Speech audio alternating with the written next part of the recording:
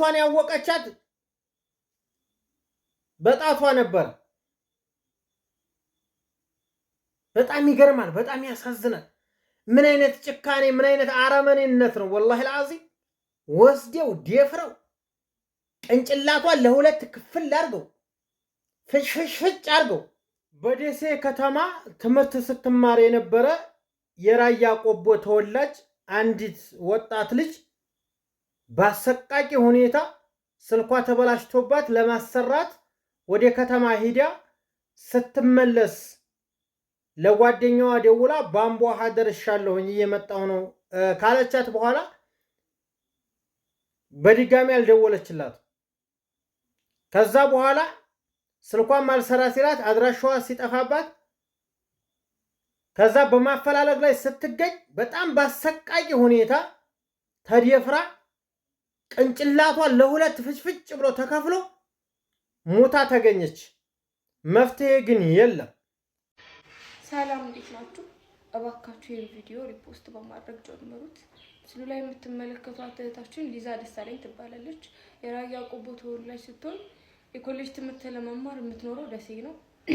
ከ5 ቀን በፊት ማለትም ሐሙስ በ27 ስልኳን ላሰራ ብላ በወጣችበት ምሽት ስትመለስ ጓደኛዋ ጋር ባደረገችው የስልክ ጥሪ ደርሻለሁ ቧንቧ ውሃ ነኝ ያለቻት ቢሆንም ሊዛ ሳትመለስ ስትቀር ባደረጉት ፍለጋ 3 ሰዓት ከ10 ላይ ይቅርታ ሀቢታት የሚባል ሰፈር በጣም በዘግናኝ ሁኔታ በዘግናኝ ለማሰብም ለመናገርም በማይመች መልኩ ተደፍራ ተደብድባ ተገላ ተጥላን የተገኘችው። እባካችሁ ለሊዛ ድምጽ እንሆናት። ፎሎወሬ ትንሽ ነው ትልቅ ነው ባለማለት ቪዲዮ በመስራትና ፍትህ ለሊዛ በማለት እህታችንን እንኳን መመለስ ባንችል ገዳዮቹን ለፍርድ ማቆም አለብን። እባካችሁ ፍትህ ለሊዛ በማለት ፍትህ እንድታገኝ እናድርጋት። ፍትህ ለሊዛ፣ ፍትህ ለቤተሰቦቿ፣ ፍትህ። አሰላሙ አለይኩም ወራህመቱላህ ወበረካቱ። ውድና የተከበራችሁ የቻናሌ ተከታታዮችና እንዲሁም ጓደኞቼ እንዴት ናችሁልኝ? ደህና ናችሁ ወይ? ሁሉ ሰላም። በጣም አሳዛኝ ዜና፣ በጣም የሚያስገርም ነገር፣ በጣም የሚያሰቅቅ ነገር በሀገራችን የተሰራው ነገር በጣም ያሳዝናል። እስካሁን ድረስ ፍትህ ያልተገኘለት፣ እስካሁን ድረስ ምንም አድራሻ ማን እንደገደላት ማን እንደደፈራት ያልታወቀች ተወልዳ ያደገችው በራያ ቆቦ ከተማ ትምህርት ለመማር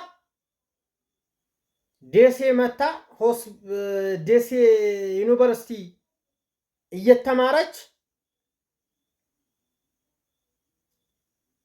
ስልኳ ተበላሽቶባት ስልኳን ለማሰራት ወደ ከተማ ሄዳ ስልኳን አሰርታ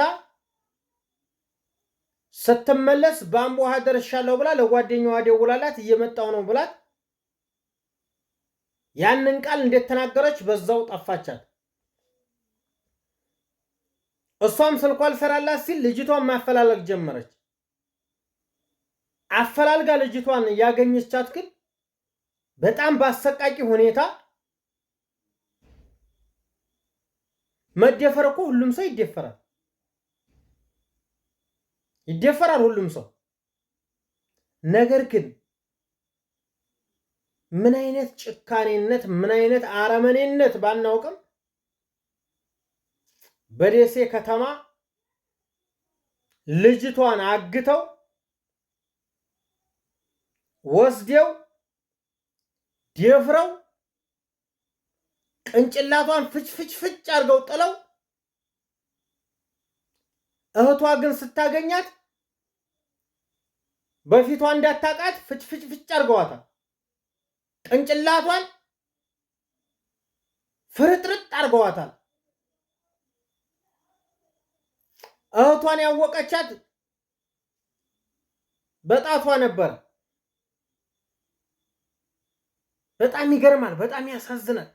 ምን አይነት ጭካኔ ምን አይነት አረመኔነት ነው! ወላሂ العظيم ወስደው ደፍረው ቅንጭላቷን ለሁለት ክፍል አድርገው ፍጭፍጭ አድርገው ወጣቲቱ ልጅ እንደምታዋት ይችን የመሰለች ልጅ ገና ለጋ የሆነች ልጅ ብዙ ሮጣ ሳታሳልፍ በአጭር አስቀሯት፣ ያውም ባሰቃቂ ሁኔታ። በጣም ያማል። እኔ ግን የሚያሳዝኑኝ ቤተሰቦቿ ናቸው። ወላሂ ቤተሰቦቿ እስኪ ይሄንን እንዴት ብለው ነው የሚጽናኑት? እንዴት ብለው ነው እንደው ራሳቸውን የሚያጽናኑት? በአላህ ተምራ ትልቅ ደረጃ ደርሳ ልጃችን ለወግ ማድረግ ትጦረናለች ብለው የሚበሉት እያጡ ለሷ ደብተርና እስክሪብቶ እየገዙ ልብሷን እየገዙ ጫማዋን እየገዙ ስንት መከራቸውን አይተው አስተምረው በስተመጨረሻም ዩኒቨርሲቲ አስገብተው ወደፊት አሪፍ ነገር ሲጠብቁ፣ ነገር ግን ልጃቸው በስተመጨረሻ ሞት እኮ ግን የማይቀር ነው። ሞት እኮ አይቀርም። ማንኛውም ሰው ይሞታል። ነገር ግን ሰው የሆነ ሰው እንዴት ወስዶ አንዲት ሕፃን ልጅ ደፍሮ ከደፈሩም በኋላ ፍትፍትፍት ጠርገው እንደ ቲማቲም ክትክትክት ታርገው መጣል ምን ማለት ነው? ወዴት እየደረስን ነው? ግን እኔ እንጃ እንዴት ሆነው እንዳሉ የዚች ልጅ ቤተሰብ የዚች ልጅ እናትና አባት እህት ወንድም ሐዘኑን እንዴት እንደሚቆጣጠሩት እንዴት እንደሚችሉት እኔ አላውቅም። እስካሁን ድረስ ግን በእንደዚህ በአሰቃቂ ነገር ተገላ ተቆራርጣ ተገንታ እስካሁን ድረስ ፍትህ የለም። ያገቷት ሰዎች የገደሏት ሰዎች እስካሁን አልታወቁ።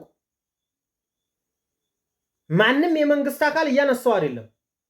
ማንም የዘገበው የለም። የመንግስት አካል በቃ ዜጋ የሆነ ለዜጋ የተቆረቆረ ብቻ በቲክቶክ ፍትህ ይላል። እስካሁን ግን ፍትህ የለም፣ አልተገኘማ። አንድ ሌላ ሰው ተገሎ ቢሆን ኑሮ እስካሁን ስንት ነገር ነበረው። አያማራ አሁንስ አንዳንድ ጊዜ በጣም የሚዘገንና በቃ ከንትን የወጣ ነገር ሲገኝ አማራ ባልሆንኩ የሚያስብል ነገር አለ። አንዳንድ ጊዜ ማለት አማራ በመሆነ ብቻ በአሰቃቂ ሁኔታ ተገለህ ማንም ፍትህ የለም፣ ማንም የሚደርስልህ የለም። ምስኪን እናትና አባቶችህ ደምን ባልቀሰው በቃ ይረሱሃል። እኔ ብዙ ሰው ተገሎ አይቻለሁ። ብዙ ሰው ከዚህ በላይ በአሰቃቂ ሁኔታ የሞታ አይቻለሁ። ነገር ግን እንደዚህች ልጅ ያሳዘነኝ ሰው የለም። በጣም ነው ልቤን የነካች። በጣም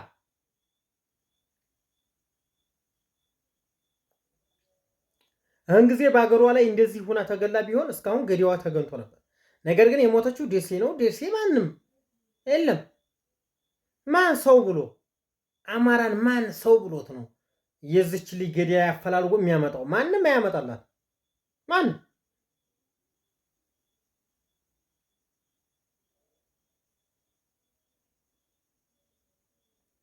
ያላወቃት ሰው ምንኛ ታድሏል። ልጅቱን ግን በቲክቶክ ታቋታላችሁ። ቲክቶክ ላይ ትሰራ ነበር። በጣም ነው ልቤን በቃ ለቤተሰቦቿ መጽናናትን እመኛለሁ። እሷንም ፈጣሪ ይማራት። በጣም ያሳዝናል ሀገራችን ላይ የምትሰራው ስራ ቤተሰብ